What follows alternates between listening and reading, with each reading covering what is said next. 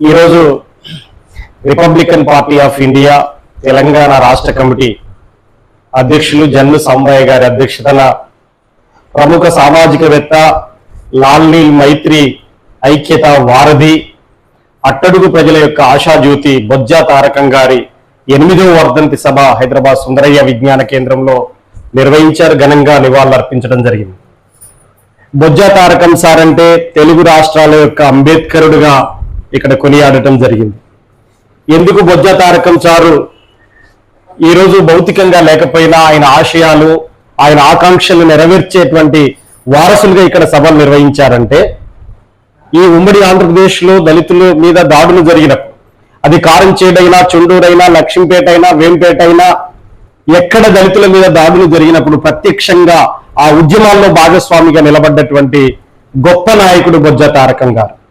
అంతేకాదు, భూమిని పంచాలి, బడ్జెట్ ను పెంచాలి, భూమి పంచు బడ్జెట్ ను పెంచాలనేటువంటి నినాదంతో ఈ రాష్ట్రంలో పేదలందరినీ ఐక్యపరచడంలో ఒక ప్రముఖ పాత్ర పోషించినటువంటి గొప్ప నాయకుడు బొజ్జా తారకం సార్. అంతేకాదు, ఈ దేశంలో అంబేద్కర్ ఆలోచనలు కలిగి ఉన్నటువంటి వాళ్ళు మార్క్స్ దేశానికి పనికిరాడు అని చెప్పిన సందర్భాలు ఉన్నాయి. మార్క్స్ను గౌరవించే వాళ్ళు అంబేద్కర్ పనికిరాడు అని చెప్పిన సందర్భాలు ఉన్నాయి. కానీ బొజ్జా తారకం గారు ఈ దేశంలో ఆకలికి అవమానానికి లింక్ ఉంది, అట్లనే అంబేద్కర్ కి మార్క్స్ కి లింక్ ఉంది అని చెప్పి మొట్టమొదటిగా చెప్పినటువంటి మహోన్నతమైనటువంటి గొప్ప వ్యక్తి ఎవరు అని చెప్పేసినంటే బొజ్జా తారకం గారు. అందుకే లాల్నీల్ మైత్రి ఐక్య వేదికకు ఒక వారధిగా నిలబడ్డాడు. ఆ సందర్భంలోనే 1990 తర్వాత కులం వర్గం అనేటువంటి పుస్తకాన్ని కూడా ఆయన రాశాడు. అంతేకాదు, ఎస్సీ ఎస్టీ సప్లాన్ చట్టం సాగించినటువంటి ఉద్యమంలో ప్రత్యేకంగా కేవీపీఎస్, అనేక సామాజిక వామపక్ష సంఘాలు, ఆర్పీఐ లాంటి పార్టీల సమూహంతో జరిగినటువంటి పోరాటంలో ఆయన ప్రధాన భూమిక పోషించిండు అనేటువంటిది చెప్పదలిసాను. ఆ సందర్భంలోనే ఎస్సీ ఎస్టీ సప్లాన్ చట్టం యొక్క నిధులు ఎటు దారి మల్లుతున్నాయి, అవి పేదలకు ఎట్టదక్కాలనేటువంటి కృషి కూడా ఆయన చేశాడు అనేటువంటిది మీ దృష్టికి నేను తీసుకొస్తున్నాను.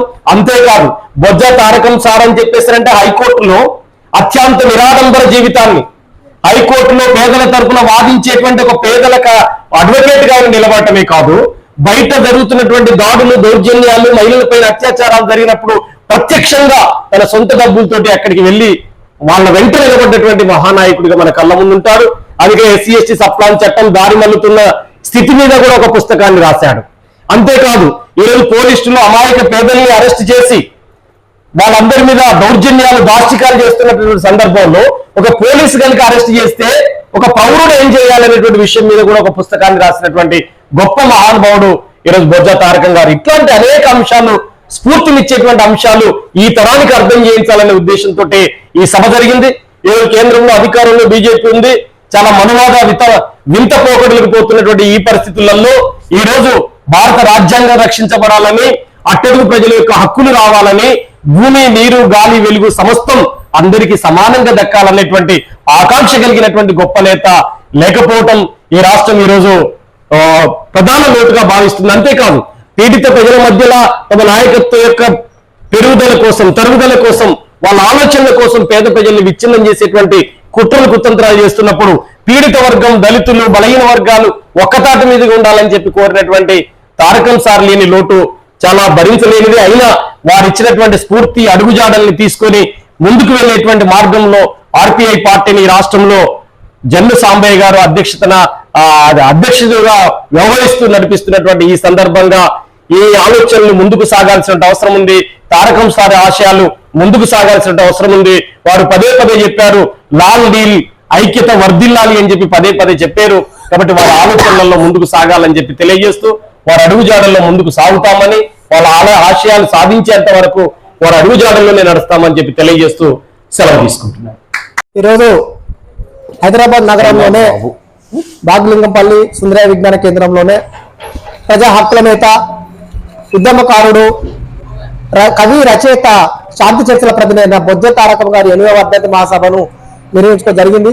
ముఖ్యంగా తెలంగాణ రాష్ట్రంలోనే బొజ్జా తారకం గారి యొక్క ఆశయాలైన ప్రతి పేదవారికి సొంత భూమి, ఉపాధి, ఉద్యోగం కల్పించడమే లక్ష్యంగా Republican party of India Bojja Tarakam గారి యొక్క రాష్ట్ర కమిటీ ఆధ్వర్యంలో రాష్ట్ర వ్యాప్తంగా కూడా మేము పునర్నిర్మాణం చేస్తూ, అదేవిధంగా ఈ నెల 16 నుండి 30 తారీఖు వరకు Republican party of India Bojja Tarakam party ఆధ్వర్యంలో బొజ్జ తారకం గారి యొక్క 8వ వర్ధంతి మహాసభలు మరి ప్రతి జిల్లాలో నిర్వహించడం జరుగుతుంది.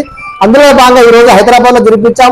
మళ్ళీ చివరి వర్ధంతిని మేము హన్మకొండ పట్టణంలోని హరిత కాకతీయలో పెద్ద ఎత్తున నిర్వహిస్తున్నాం. ఎందుకంటే ఆ గొప్ప మహనీయుడు, గొప్ప వ్యక్తి యొక్క ఆశయాలు, ఆలోచన విధానాన్ని ఈ నాటి తరానికి తెలంగాణ రాష్ట్రంలోనే ప్రతి జిల్లాలో, గ్రామాల్లో కూడా ప్రజలకు వ్యాప్తి చేస్తూ మరి ప్రజలకు ప్రధానమైన ఒక భూమిని ఎజెండా తీసుకొని, భూ పంపిణీ ప్రజల ఎజెండా తీసుకొని మరి భూమిని పంచి బడ్జెట్ పెంచాలని గతంలో ఏదైతే ప్రజా ఉద్యమాలు నిర్మించాడో మరి బొజ్జ తారకం గారు ఆ దిశగానే ఈరోజు పాలక ప్రభుత్వాలకు కనువిప్పు కలిగే విధంగా భూమి సమస్య మీద ఒక నిర్దిష్టమైన ప్రణాళిక ఎజెండా తోటి ఈ రోజు తెలంగాణ రాష్ట్ర వ్యాప్తంగా పనిచేస్తున్నాం.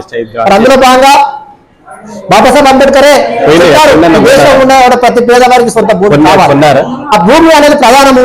ఆ భూమి ఉండడం ద్వారానే ఎవరైనా కూడా, ఏ వర్గ ప్రజలైనా, ఏ కుల ప్రజలైనా కూడా ఆర్థిక సమానత్వంలో అభివృద్ధికి అవకాశం ఉంది. కాబట్టి మరి ఆ దిశగా భూ పంపిణీ జరగాలని చెప్పి కోరుకుంటూ మరి తెలంగాణ రాష్ట్రంలోనే ప్రతి పేదవారికి భూమి దక్కి సాధించుకున్నంత వరకు కూడా republican party of India Bojja Tarakam గారి ఆశయాలతో పనిచేస్తామని తెలుపుతూ, నా పేరు Jannu Sambaiah, republican party of India Bojja Tarakam Telangana రాష్ట్ర అధ్యక్షుడు.